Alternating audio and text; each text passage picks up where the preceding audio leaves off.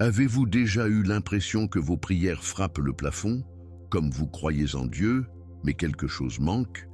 Et si la façon dont vous le voyez est seulement un fragment de la pleine vérité? Aujourd'hui, vous êtes sur le point de découvrir l'un des plus grands mystères spirituels de tous les temps, quelque chose que les premiers apôtres vivaient. L'Église s'est battue pour défendre eux, et des millions de personnes sont toujours mal comprises.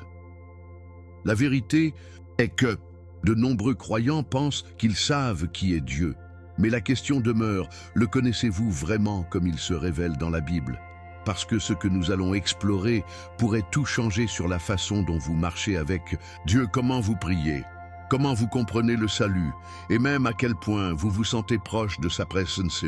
Ce n'est pas seulement une autre étude théologique, ceci est un éveil spirituel. Vous voyez, la doctrine de la Trinité n'est pas un concept artificiel ou une tradition de l'Église, c'est le rythme cardiaque des Écritures. Pourtant, tant de chrétiens vivent sans saisir pleinement le Dieu qui est Père, Fils et Saint-Esprit. Et à cause de cela, leur foi est limitée, leurs prières sont faibles. Leur compréhension de Jésus-Christ, la puissance du Saint-Esprit et l'amour du Père reste incomplète. Mais aujourd'hui, cela change. Parce que dans cette vidéo, nous plongeons profondément dans ce que la Bible enseigne vraiment. Et une fois que vous le verrez, vous ne le verrez jamais. Vous découvrirez ce que Genesis, Isaïe, John et Paul pointent tous, des plans cachés dans la langue hébraïque, la structure des évangiles et les témoignages de ceux qui ont marché avec Jésus. Nous répondrons aux questions difficiles. Nous allons briser les Écritures. Et à la fin, vous ne connaissez pas seulement la Trinité, vous découvrirez la beauté et l'unité de Dieu d'une manière qui transforme toute votre vie spirituelle. Vous n'êtes pas ici par accident. Dieu vous a conduit à ce moment. Alors ne cliquez pas loin, parce que ce que vous êtes sur le point d'entendre pourrait être la révélation la plus claire et la plus puissante de qui Dieu est que vous avez jamais reçue. Si vous croyez au pouvoir de la Bible, si vous suivez Jésus-Christ et si vous voulez aller plus loin dans votre relation avec Dieu, c'est pour vous. Restez jusqu'à la fin, car nous allons exposer ce que la plupart des gens manquent et comment cela pourrait être la clé pour débloquer votre prochain niveau de foi. Avant de commencer, dites-moi dans les commentaires, comment comprenez-vous actuellement la Trinité? Je vais lire vos réponses et répondre à autant que possible. Et n'oubliez pas, abonnez maintenant et activez les notifications afin de ne plus jamais manquer une vérité comme celle-ci. Commençons maintenant. Il y a une question qui résonne à travers les couloirs de l'histoire humaine, une question chuchotée dans les prières, criée dans la souffrance et réfléchie en silence. Qui est Dieu vraiment? Ce n'est pas seulement une question pour les universitaires ou les théologiens. C'est un cri du cœur de chaque personne qui s'est jamais senti perdue, brisée ou a besoin de but. Lorsque les gens admirent les cieux et demandent pourquoi ou comment, ou ce qui vient ensuite, ils posent vraiment des questions sur la nature de Dieu.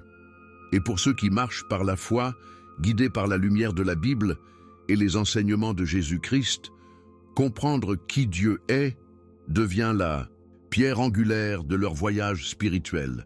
Mais voici le mystère. Comment Dieu peut-il être un mais se révéler comme Père, Fils et Saint-Esprit? Ce n'est pas seulement des anecdotes théologiques, c'est le puzzle divin qui contient la clé d'une relation plus profonde avec Dieu. Maintenant, si quelqu'un devait ouvrir la Bible à la recherche du mot Trinity, il ne le trouverait pas. Cela surprend beaucoup de gens, mais ce qu'ils trouveraient, éteints comme des joyaux cachés à travers les testaments anciens et nouveaux, sont des indications puissantes d'une complexité divine. Dans Genèse 1, 26, nous voyons un conseil céleste, faisons l'homme à notre image. Attendez, qui est nous? Ce moment seul nous invite à quelque chose de plus profond. Puis Ésaïe 48, 16 parle de le Seigneur Dieu et son Esprit, nous montrant une interaction trinitaire dans les Écritures hébraïques. Et si nous avançons rapidement pour Jean 1, 1, nous lisons « Au début, c'était la parole, et la parole était avec Dieu, et la parole était Dieu. » Jésus-Christ est identifié non seulement comme quelqu'un envoyé par Dieu, mais comme Dieu lui-même, enveloppé dans la chair. Ce ne sont pas des contradictions, ce sont des révélations. Ce qui rend la doctrine de la Trinité si fascinante et si vitale, est que ce n'est pas un concept abstrait cuisiné dans un fils poussiéreux. Dieu ne fait pas que ce soit. Le Saint-Esprit. Certains, par respect, craignaient de le toucher. D'autres, entraînés par la curiosité et une faim de vérité, ont plongé profondément dans les Écritures, priant pour plus de clarté. Ce qu'ils ont découvert n'était pas une réponse simple, mais une relation. Un Dieu qui se révèle, non pas dans les définitions froides, mais dans des rencontres chaleureuses. À travers les miracles de Jésus, à travers les convictions silencieuses de l'Esprit, et à travers la puissance créative du Père, Dieu nous montre que le comprendre n'est pas seulement une question de connaissance, c'est une question de transformation. C'est ce que la foi nous invite.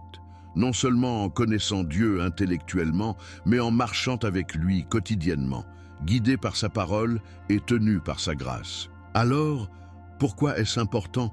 Parce que si nous mal comprions qui est Dieu, nous risquons de mal comprendre tout le reste, notre identité, notre but, notre salut. La doctrine de la Trinité n'est pas une mise à niveau facultative dans notre système de croyance, c'est l'objectif même par lequel la Bible devient vivante. À travers elle, nous voyons comment Jésus-Christ pourrait mourir pour nos péchés, comment l'Esprit nous habilite et comment le Père continue d'orchestrer toutes choses pour sa gloire. Ce n'est pas seulement la théologie, c'est la vie. Et une fois que nous avons un aperçu de cette danse divine entre Père, Fils et Esprit, nous ne sommes jamais les mêmes. Continuons, parce que les Écritures ont plus à nous montrer, plus de clarté, plus d'émerveillement et plus de vérité qui attend d'être découverte. Quand il s'agit de comprendre Dieu, l'autorité ultime n'est pas la tradition, l'opinion ou même l'expérience personnelle, c'est la Bible. C'est là que notre voyage commence et se termine. Et tandis que le mot « Trinité » n'apparaît jamais dans le texte sacré, ce qui apparaît est beaucoup plus puissant. Des preuves, encore et encore, d'une relation divine qui transcende les catégories humaines. De la Genèse à la Révélation, on nous a donné des aperçus, des moments où le rideau est retiré et nous sommes invités à assister à la nature de Dieu. Ces moments ne crient pas, mais ils en disent long sur ceux qui ont des oreilles à entendre.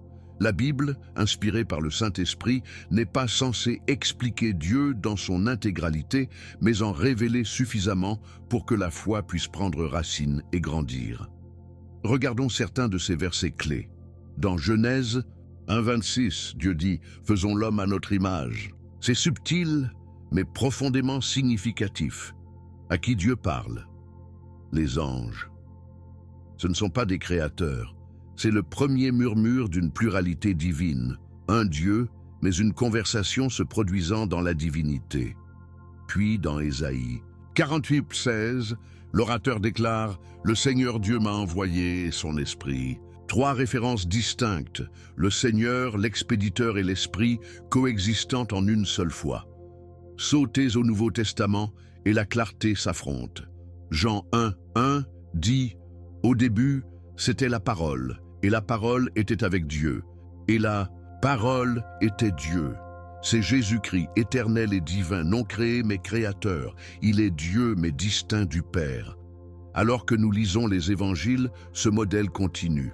Jésus prie le Père, mais pardonne des péchés, quelque chose que seul Dieu peut faire. Marc 2, 5, 7. Il commande la nature, ressuscite les morts et accepte le culte. Matthieu 28, 9. Agit qu'aucun simple prophète n'oserait recevoir. Pendant ce temps, le Saint-Esprit est présenté par Jésus comme un autre couette. Jean 14, 16. Pas comme une force, mais une personne, une qui enseigne, guide, grave et habilite. Ce ne sont pas 3 dieux, c'est un Dieu, opérant en 3 personnes, parfaitement unis dans la volonté, l'essence et la mission. Ce n'est pas quelque chose à comprendre pleinement, mais à recevoir humblement, avec un cœur plein de foi et de révérence. Dieu révèle suffisamment pour inspirer la crainte, ne jamais flatter l'intellect. L'une des scènes les plus convaincantes est le baptême de Jésus. Matthieu 3, 16, 17. Imaginez ceci, Jésus se tient dans l'eau, l'Esprit descend comme une colombe, la voix du Père sort du ciel, c'est mon Fils bien-aimé. Les trois présents, tous les trois, ce n'est pas une métaphore ou un symbolisme, c'est la réalité divine. Et pourtant, ils ne sont jamais en conflit. Leur unité est si absolue que Jésus peut dire « Celui qui m'a vu a vu le Père ». Jean 14, 9. Et prie toujours le Père en Gethsémani, montrant une distinction relationnelle. La Bible ne nous confond pas. Il nous invite dans le Saint Mystère. Un mystère de ne pas nous asperger, mais de nous rapprocher du cœur de Dieu. Donc, comme nous lisons la Bible, non avec nos yeux, mais avec des cœurs ouverts, nous commençons à voir un modèle. Un fil d'unité divine qui traverse chaque histoire, chaque prophétie, chaque révélation. Dieu, le Père, orchestre. Jésus-Christ s'exécute. Le Saint-Esprit habilite. On va, un but, un Dieu. Ce n'est pas de la mythologie. C'est la vérité biblique. Et lorsque nous embrassons ce point de vue, les Écritures prennent vie d'une manière nouvelle. Nous cessons de voir des événements isolés et commençons à reconnaître la danse divine, le Père, le Fils et l'Esprit travaillant ensemble en parfaite harmonie. Cela définit les bases de la compréhension non seulement de qui est Dieu, mais comment il interagit avec l'humanité. Et maintenant que les Écritures ont parlé, explorons les arguments qui ont essayé de défendre ou de démanteler cette vérité sacrée. La doctrine de la Trinité s'est tenue au centre de la croyance chrétienne depuis des siècles, mais elle n'est pas venue sans controverse. Certains le voient comme la vérité la plus profonde jamais révélée sur Dieu, tandis que d'autres affirment que c'est une invention humaine, un malentendu ou même une corruption de la foi biblique. Et pourtant, lorsque nous prenons du recul, nous réalisons que ce qui est vraiment débattu n'est pas seulement une formule théologique, c'est la nature même de Dieu. Au cœur de l'argument est la suivante. Dieu peut-il être à la fois un et trois en même temps ? Ceux qui défendent la Trinité pointent l'unité de la diversité, la relation divine entre le Père, le Fils et le Saint-Esprit qui se déroule à travers les pages de la Bible. Ils voient un Dieu qui est relationnel, dynamique et profondément personnel, plus au-delà de nos catégories humaines, mais plus près que nous ne pouvons l'imaginer. L'un des arguments les plus forts en faveur de la Trinité est la manière cohérente dont la Bible dépeint le Père, le Fils et le Saint-Esprit comme distincts, mais unis.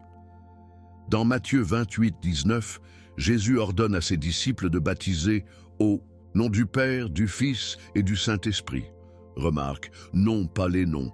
Un nom, trois personnes. Ce n'est pas un langage poétique, c'est un plan divin.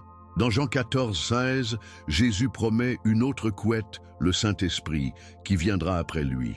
Pourquoi Jésus parlerait-il d'un autre s'il était la même personne? Et puis, dans des moments comme Matthieu 28, 9, Jésus reçoit l'adoration, quelque chose qu'aucun juif fidèle n'offrirait à personne d'autre que Dieu. Ces exemples ne divisent pas Dieu. Il le révèle plus complètement. Il montre que la foi en Jésus-Christ n'est pas un détour, c'est la porte de connaître la plénitude de Dieu.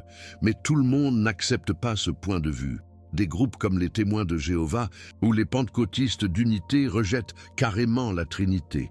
Ils soutiennent que le concept ne se trouve pas explicitement dans les Écritures et a plutôt été influencé par la philosophie grecque. Pour eux, Dieu est strictement un. Et Jésus est soit un être créé ou un mode de Dieu, pas une personne coéternelle. Il pointe vers des versets comme Deutéronome 6, 4, « Entendre, ô Israël, le Seigneur notre Dieu, le Seigneur en est un ». Pour ces groupes, toute suggestion de pluralité au sein de Dieu ressemble à une trahison du monothéisme biblique. Ils affirment que la Trinité mène à la confusion, à la division, ou même à un retour aux anciennes triades, païennes. Leur position est claire. Un Dieu signifie une personne. Tout le reste, disent-ils, est un compromis théologique. Mais voici la chose, la Trinité ne nie pas que Dieu en est un. Cela clarifie comment il est un. La Bible n'enseigne jamais trois dieux. Ce serait une hérésie. Au lieu de cela, il parle d'un Dieu qui se révèle en trois personnes, tous entièrement divins, tous tout aussi Dieu, et tous travaillant dans une unité parfaite. C'est comme une symphonie. Différents instruments, une chanson, différentes voix, un mot. Et de plus, cette compréhension préserve à la fois la majesté du Père, le sacrifice de Jésus-Christ et la présence en cours du Saint-Esprit dans nos vies aujourd'hui.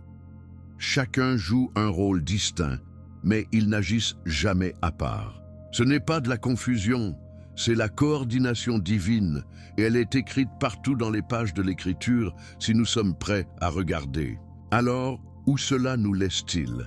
À la carrefour de la foi et de la révélation. Les arguments contre la Trinité viennent souvent d'un lieu de vouloir protéger la sainteté de Dieu ou maintenir les Écritures. Mais ironiquement, les Écritures, même qu'ils visent à défendre des chuchotements, parlent, et parfois de cris, d'un Dieu qui est plus d'une dimension. Un Dieu qui est un Père qui parle du ciel, un Fils qui marche sur la terre, et un Esprit qui se déplace dans les cœurs. Ce n'est pas une philosophie, c'est la Bible. Et alors que nous suivons le fil à travers l'histoire, nous verrons à quel point les premiers chrétiens, confrontés à des hérésies et à la confusion, se sont réunis pour défendre ce qu'ils savaient être vrai à propos du Dieu qui sauve. Si nous voulons vraiment comprendre comment la doctrine de la Trinité est devenue pleinement définie, nous devons entrer dans le monde de la première Église. Ces premières générations de croyants qui ont été remplis avec le Saint-Esprit et ont enraciné les enseignements de Jésus-Christ, ont commencé à se lutter avec le Saint-Esprit et à avoir enraciné les enseignements de Jésus-Christ. Jésus-Christ a commencé à se lutter avec le Saint-Esprit. Qui est exactement Jésus? Le Saint-Esprit est-il juste la puissance de Dieu ou quelque chose de plus? Comment ces révélations correspondent-elles à la croyance hébraïque en un seul Dieu? Ce ne sont pas des spéculations inactives, ils étaient des débats urgents, réels et parfois à la vie ou à mort. Alors que la foi se répandait de Jérusalem aux extrémités de la terre, les premiers dirigeants chrétiens ont dû défendre non seulement que Dieu existe, mais qui il est. Et ils se sont toujours tournés vers la Bible, laissant les Écritures guide doctrine, et non l'inverse. Des noms comme Ignace d'Antioche, Justin Martyr et Irénéus pourraient ne pas être des noms familiers aujourd'hui, mais en leur temps, ils étaient des géants spirituels, des mentors de la foi qui se tenaient fermement contre la confusion et le faux enseignement. Ignace, écrivant au début du XIIe siècle, a parlé de Jésus-Christ notre Dieu, affirmant à la fois sa divinité et son unité avec le Père. Justin Martyr a fait valoir que le Logos, la parole, était distinct de Dieu le Père, mais entièrement divin. Irénée, face à la montée des hérésies gnostiques, a établi la belle structure du salut. Le Père envoie le Fils accomplit la rédemption et le Saint-Esprit l'applique aux croyants. Ce n'était pas de l'innovation, c'était des clarifications.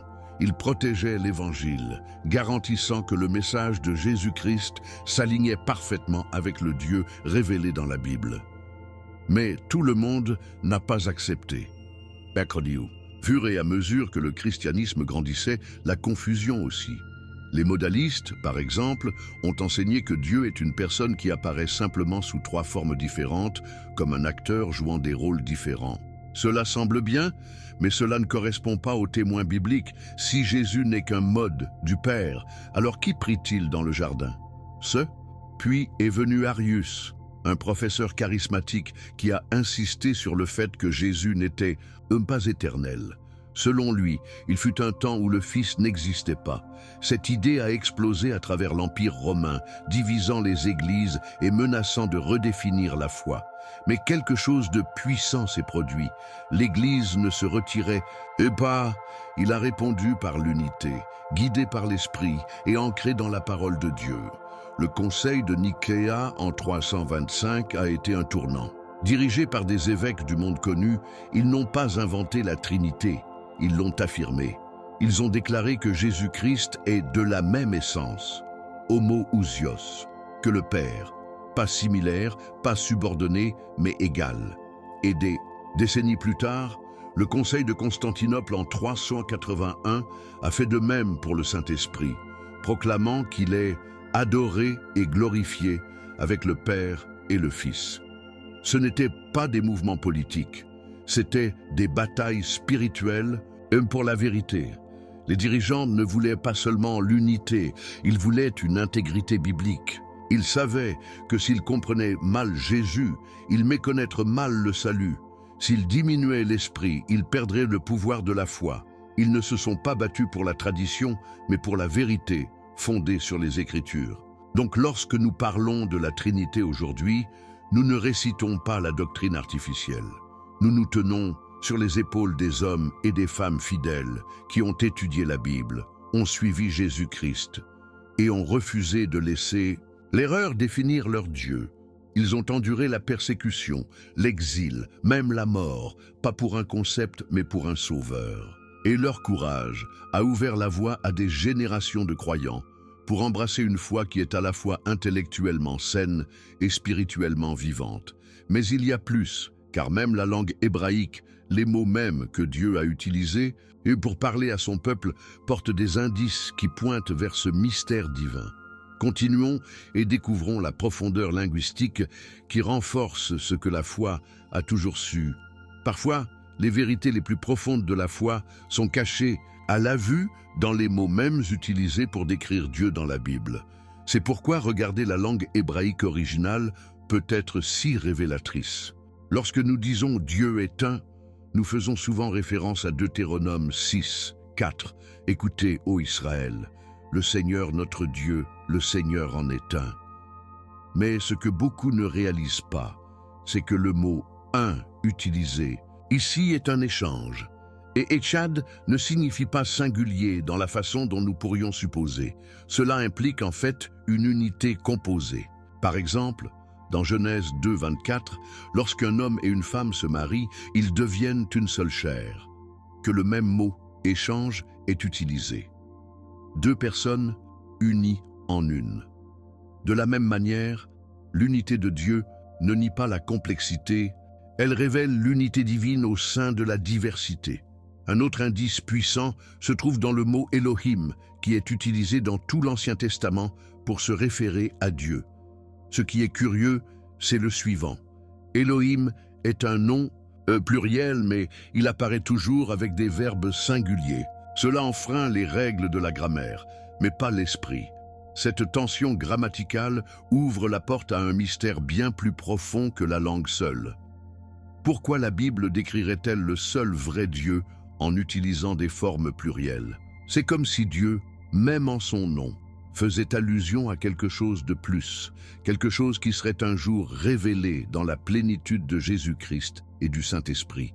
Ce n'est pas un accident, c'est le design divin, un Dieu qui est éternellement relationnel, même en lui-même, préparant son peuple à comprendre un jour sa nature trinitaire.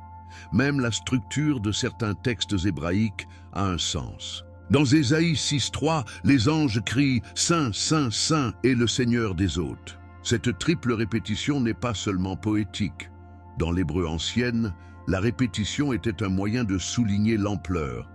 Un saint est génial, deux est massif, mais trois, c'est la perfection. Certains théologiens ont vu cette triple déclaration comme une référence voilée à la Trinité. Le Père est saint, le Fils est saint, l'Esprit est saint. Bien que le verset ne les nomme pas directement, le modèle est spirituellement suggestif, s'aligne sur ce que le Nouveau Testament révèle plus tard. C'est un rappel que les empreintes digitales de l'essence trinitaire de Dieu ont déjà été impressionnées sur les pages des Écritures hébraïques bien avant d'être pleinement comprises. Il y a aussi Proverbe 30:4 qui demande « Qui est allé au paradis et est descendu? Qui a rassemblé le vent dans ses mains ?» Le verset se termine par une question choquante. Quel est son nom et quel est le nom de son fils, si vous le savez? C'est l'Ancien Testament, pré-Jésus. Et pourtant, il parle de Dieu et de son Fils. C'est un murmure, une préfiguration. Lorsque nous lisons ceci à travers l'objectif du Nouveau Testament, l'image s'affiche. Nous voyons que Jésus-Christ n'était pas une réflexion après coup. Il était présent depuis le début. La langue utilisée dans les Écritures, à la fois hébreu et grec, ne crée pas la doctrine de la Trinité. mais elle le soutient constamment, comme des pièces de puzzle en place. La parole de Dieu ne contredit jamais sa nature, elle la révèle en couches. Donc, pour quiconque recherche les Écritures avec un cœur ouvert, ces détails linguistiques ne sont pas seulement fascinants, ils se renforcent la foi. Ils montrent que le Dieu de la Bible a toujours été cohérent, toujours intentionnel, toujours présent. Dès le premier « faisons l'homme » au dernier « Amen », nous rencontrons un Dieu qui parle avec clarté et pouvoir, même à travers les plus petits virages de phrases. Et ce même Dieu, Père, Fils et Saint-Esprit, nous invite à le connaître, à marcher avec lui et à refléter son unité dans nos propres vies. Mais continuons, parce que Jésus lui-même avait quelque chose à dire sur ce mystère et ce qu'il a révélé pourrait simplement changer tout ce que vous pensiez savoir. S'il y a un endroit où le mystère de la Trinité devient indéniablement vif, c'est dans la vie, les paroles et le ministère de Jésus-Christ. Le fondement de cette réalité divine n'est pas construit sur des conseils ou des croyances. Il est ancré dans ce que Jésus lui-même a dit et fait. L'une des déclarations les plus frappantes survient dans Jean 10h30, où Jésus déclare hardiment « Moi et le Père en sommes un ». Il ne dit pas qu'ils sont similaires, il dit qu'ils sont un. Cette affirmation a si profondément secoué ses auditeurs qu'ils ont ramassé des pierres pour le tuer pour un blasphème. Pourquoi? Parce qu'ils comprenaient exactement ce qu'il voulait dire. Jésus ne prétendait pas être un prophète ou un messager, il prétendait être Dieu. Et il n'a pas ramené cette affirmation, il a marché jusqu'à la croix. Ensuite, il y a la grande commission dans Matthieu 28, 19. C'est plus qu'une instruction, c'est une révélation. Jésus dit « Allez donc et faites des disciples de toutes les nations, en les baptisant au nom du Père et du Fils et du Saint-Esprit. » Non, 3 personnes. C'est Jésus qui donne à l'Église sa mission, et au centre de celui-ci se trouve l'identité trinitaire de Dieu. Les apôtres n'ont pas inventé cette formule, ils l'ont reçue directement de Jésus-Christ. Il a façonné leur prédication, leur prière et leur compréhension de qui est Dieu. Ce n'était pas académique, c'était la théologie vécue. Et chaque fois que quelqu'un était baptisé dans ce saint nom, c'était une déclaration de foi dans la plénitude de Dieu, le Créateur, le Rédempteur et la couette. L'apôtre Paul, peut-être l'écrivain le plus prolifique du Nouveau Testament, affirme constamment cette compréhension. Dans 2 Corinthiens 13, 14, il ferme une lettre avec une bénédiction qui inclut les 3 personnes de la divinité. La grâce du Seigneur Jésus-Christ, l'amour de Dieu et la communion du Saint-Esprit sont avec vous tous. Ce n'était pas un efflair poétique. Paul résumait la vie chrétienne, la grâce de Jésus, l'amour du Père et la communion avec l'Esprit. C'est l'Évangile en mouvement. C'est ainsi que Faith fonctionne, et tout est bien dans la Bible, simple comme le jour, pour ceux qui sont prêts à voir. L'Église primitive n'a pas trébuché sur la croyance trinitaire. Ils y ont été conduits par la main même de Dieu. Même la façon dont les apôtres ont prié et adoré révèle leur compréhension. Dans Actes 7, 55-56, Stephen, rempli du Saint-Esprit, voit Jésus debout à la droite de Dieu. 3 personnes, un moment. Pierre, en 1 Pierre 1, 2, parle des croyants comme choisis par Dieu le Père, sanctifiés par l'Esprit et saupoudrés du sang de Jésus-Christ. Ce n'était pas déroutant pour eux, c'était impressionnant. Cela a révélé un Dieu qui n'était pas juste au-dessus d'eux, mais avec eux et en eux. Le Dieu trinitaire n'était pas un puzzle à résoudre, c'était une présence à l'expérience. Et ils l'ont vécu de manière réelle et puissante, à travers des miracles, de l'audace, de l'unité et du pouvoir transformateur de l'amour. Ainsi, quand quelqu'un dit que la Trinité n'est pas dans la Bible, nous devons répondre non pas avec arguments, mais avec la vérité, enracinée dans les Écritures et confirmée par la vie de Jésus et de ses apôtres.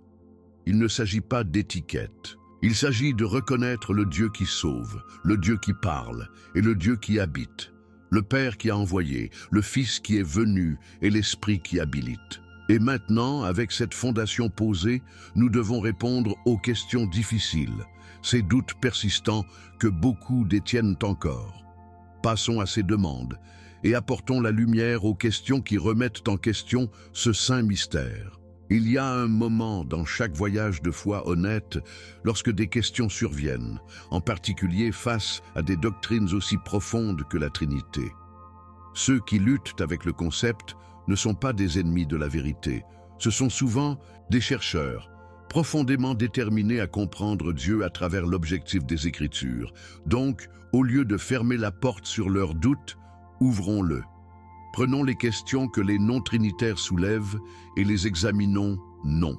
Pas avec fierté, mais avec clarté et grâce. L'une des premières questions est « Comment le baptême de Jésus peut-il avoir un sens si Dieu n'est pas trinitaire ?» Dans Matthieu 3, 16-17, nous voyons Jésus dans l'eau, l'Esprit descendant comme une colombe et la voix du Père du ciel. 3. Actions distinctes. 3 personnes distinctes. Un moment divin. Ce n'est pas une illusion ni une métaphore, c'est une image vivante de la nature trinitaire de Dieu au travail. Une autre question puissante qu'il pose sont enracinées dans Jean 1, 1. Au début, la parole, et la parole était avec Dieu, et la parole était Dieu. Comment la parole peut-elle être à la fois avec Dieu et être Dieu en même temps? Ce n'est pas une contradiction, c'est une révélation. La parole, Jésus-Christ, est distincte en personne du Père, mais partage pleinement son essence divine. Ce mystère n'est pas là pour nous confondre, il est là pour nous humilier et nous attirer plus profondément dans la majesté de la foi. Dieu, dans sa sagesse infinie, révèle juste assez pour que nous lui fassions confiance. Et à travers la Bible, il nous donne le langage dont nous avons besoin pour décrire les réalités divines qui vont au-delà de la logique humaine. Ce n'est pas une faiblesse dans les Écritures, c'est le pouvoir. Alors vient la question de la prière. Si Jésus est Dieu, pourquoi prie-t-il le Père? C'est une belle enquête, et la réponse nous amène au cœur de l'Évangile. Lorsque Jésus prie, il ne fait pas semblant. Il est pleinement Dieu et pleinement l'homme. En tant que Fils, il communique avec le Père en parfaite obéissance et relation. Ses prières, comme dans Jean 17, révèlent son amour, sa soumission et son unité avec le Père. Il ne s'agit pas de séparation, il s'agit de la relation divine. Jésus modélise à quoi ressemble la fesse parfaite, nous invitant dans le même genre de proximité avec Dieu. Ses prières ne sont pas des signes d'infériorité. Ce sont des expressions d'intimité. Et à travers son exemple, nous apprenons à aborder Dieu avec l'audace, la révérence et la foi. Une autre question se pose dans 1 Corinthiens 12, 4, 6, où Paul distingue l'Esprit, le Seigneur, Jésus et Dieu. S'ils sont la même personne, pourquoi la distinction? Encore une fois, ce n'est pas un problème, c'est un aperçu de la nature divine. Paul comprenait, par la révélation divine, que les dons de l'Esprit viennent de Dieu le Père, sont exprimés par Jésus-Christ et sont activés par le Saint-Esprit. Ce n'est pas une contradiction, c'est la coordination, c'est la plénitude de Dieu qui se manifeste uniquement, mais dans une unité parfaite.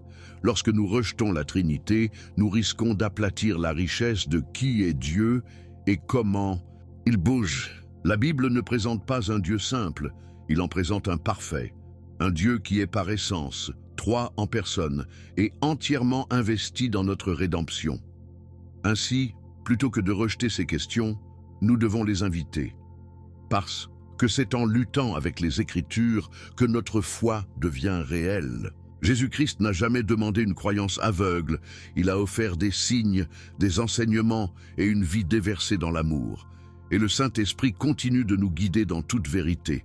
Jean 16, 13, si nous sommes prêts à écouter. Si quelqu'un n'est pas sûr de la Trinité, la bonne réponse n'est pas un jugement, c'est l'Écriture. C'est une explication du patient. Et surtout, c'est la prière que l'Esprit révèle ce que lui seul peut faire savoir. Maintenant que nous avons fait face aux questions, prenons un moment pour tout rassembler, pour voir comment les pièces s'intègrent dans une image glorieuse de qui est vraiment Dieu.